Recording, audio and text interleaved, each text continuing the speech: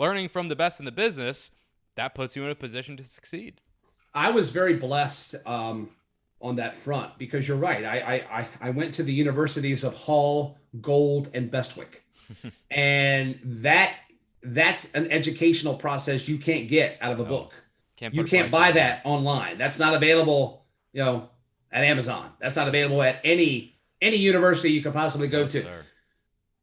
And maybe that's a bit skewed for me because I always tell younger folks, listen, you need to educate yourself. I am not a college graduate. I'm very fortunate to have the success that I've had without a college degree.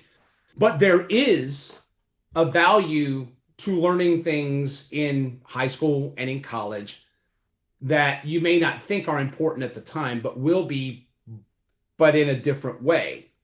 As far as broadcasting is concerned, you can sit there and you can go to broadcasting schools and all that. They will only teach you so much.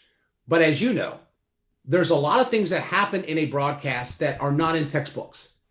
You have to exercise judgment based on experience and mentorship, Absolutely. knowing how to do certain things.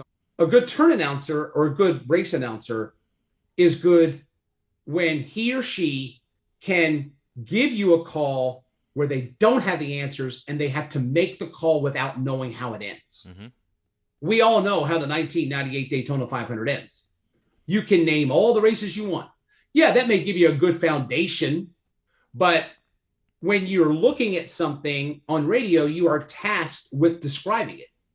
And you have to be colorful with the way you describe it. Anybody can look at the TV 20 times in a row. It almost reminds me of that movie Sully. That scene in Sully. The pilot that put the U.S. airplane in the drink there in New York City. They're going through and they're trying to recreate the accident, and they said, well, you could have gone to Teterboro, and here's how. Well, what they show him is the 17th try that they made the landing. They don't tell you about the first 16 that didn't work out. Well, this is almost a similar case. When you're standing there and you're looking at something, can you accurately describe it the right time with the appropriate energy, the enthusiasm, and accuracy the first time out? A lot of announcers can't. That's why you do PA.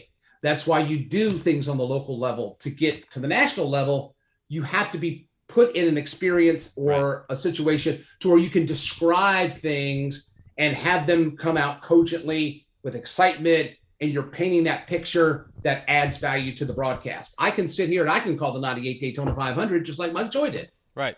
But as a new announcer to do that, you may get excited. But what can you do when you can't see the cars, when all you see is smoke, when you're ducking, debris or rubber pellets and all this stuff? Or maybe the sun is a certain way to where the cars go gray and you can't really make out who's who.